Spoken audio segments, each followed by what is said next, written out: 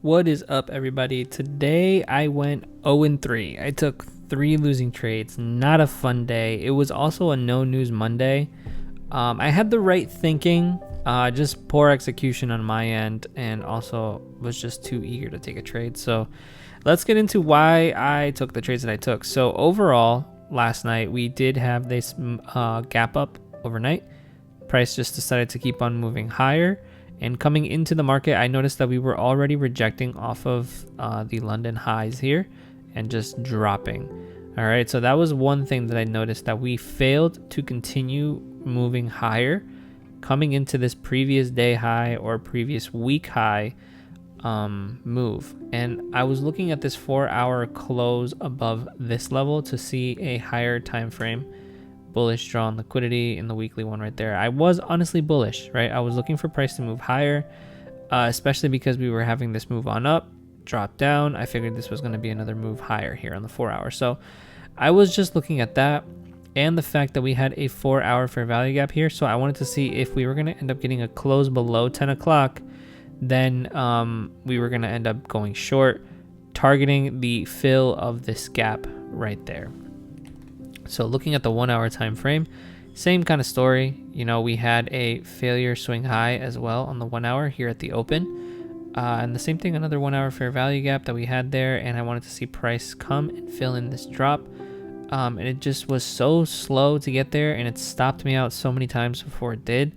And then also on the 15-minute time frame, let's take a look. We had this invalidation right here of what's it called, that 945, the invalidation of this bullish fair value gap. We had strong displacement through this. So honestly, I was looking to then target going long because the price action just seemed like it wanted to go that way, because we had accumulation and then a manipulation move down, I figured, and we were going to move higher, leaving this gap right there unfilled, which it seemed like we almost did. And we were also swimming inside of this large 15-minute fair value gap. We had a massive move overnight. So that was my plan. I was looking to go long. I wanted to see a sweep of the lows to have continuation going higher. And then if we ended up getting that 1 hour or that 4-hour candle closing below that level at 10 o'clock of this fair value gap, then I was going to target to go short. So now that I had the game plan laid out, it was a no news Monday. I wasn't figuring, any kind of strong bias. But as you can see, we had here in the morning, we had accumulation here in the pre-market and manipulation down, taking out this pre-market low, which was the sell side liquidity level, which also happened to be under this low of the London, which we had previously swept, and also this Asian session low right there. Okay. So overall, that looked really good to be a liquidity sweep and to go higher. So I saw that we created this bearish fair value gap. We moved on up, closed above it. So that made me bullish. So I entered in right here, as you can see, shortly after that close. Put my stop below that low, and I was targeting a new high of day for a 3.87 risk to reward. And that quickly got stopped out in the next minute or so, which was unfortunate. And then, I just sat tight, watching to see what price was going to do in this area. We did have a push back on up, but it was already after 10 o'clock. We closed below that 4-hour fair value gap. So I was saying how I wanted to see a open, high, low, close kind of candle.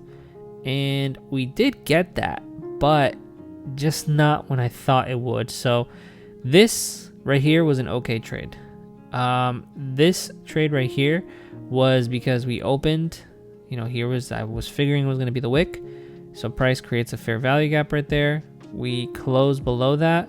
I market ordered in, put my stop above that swing high, and I was targeting this level right here, which was the beginning of the volume imbalance that we had, the gap overnight.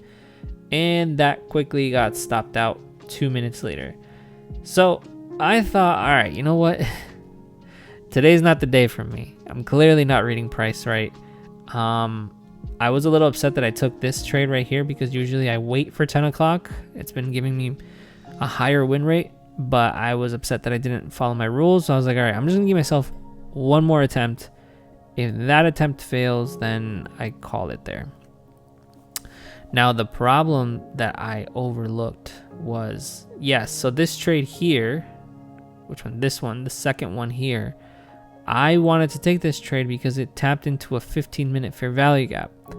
The problem is that fair value gap had not, that move on up had not touched premium. So you can see here's the 50% mark of this leg right there. So I wanted price to retrace back into a premium and then look for a short trade. That's what I should have done. That's what I've always done. If I missed the move, I missed the move, but I was just so upset about this first trade, not waiting until 10 o'clock, but it is what it is, right? So once we got the candle close below this 1 minute fair value gap right there, I was like, oh, we touched that 15-minute, but as you can see, it didn't touch premium yet. I'm gonna market order in, put my stop above the high, target that new low of day and that level right there. And as you can see, that got stopped out. So that was my trading day. Overly trading things that were not meant to be traded. I didn't stick to my rule and my account paid for it. Now, of course, risk management is on point here. You know, I went normal size, so this should have been my loss for the day. Here I went half size, so just a little over 1.5, not even 1.25 in risk than I usually do. So like 1.25% on the account. But it's just annoying, frustrating, right? So here is what would have happened if I waited for price to move on up into premium. Okay, let's go back to the 15-minute time frame. Here is that 15-minute fair value gap. Let's take off the quarters itself. Here is that 15-minute fair value gap. So let's mark that out. Let's move this over. Okay, let me bring back the drawings. Here's that 15-minute fair value gap right there. Let's make that right there. Here is the 50%. Let's make that a little more clear.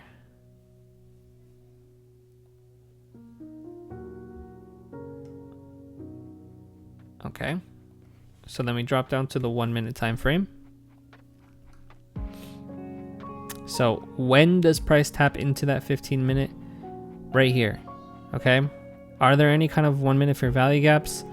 I mean, yes, maybe this one, but I probably, in the way I've been trading lately, it's so small and it's in premium and there's like little to no displacement to here, right? It's no huge move above that I would have probably not taken this one. But let's say I did, right?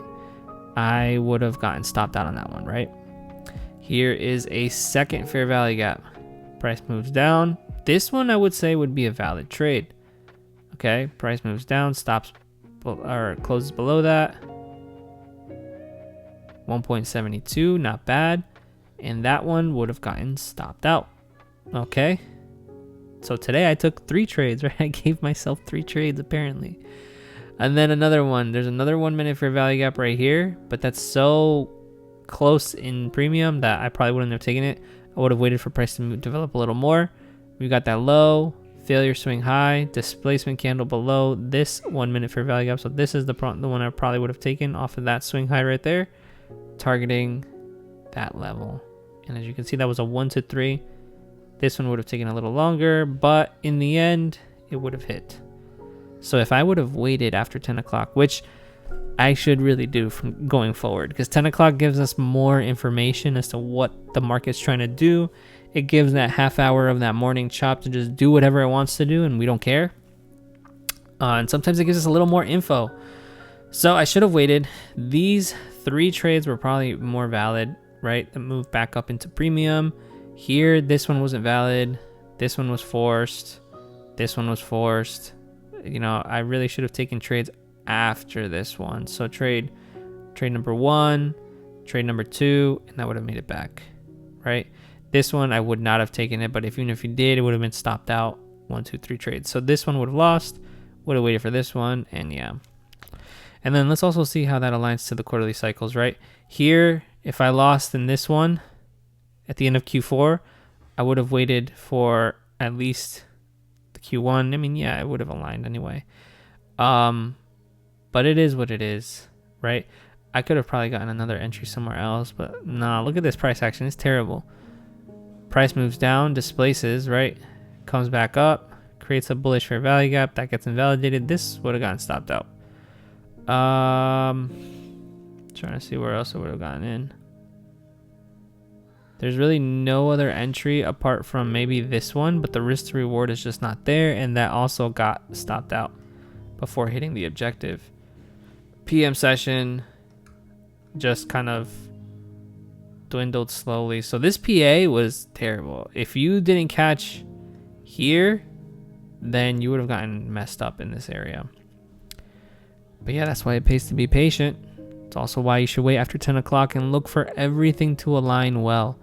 And if you miss this move and it's already so close, it's just not worth it.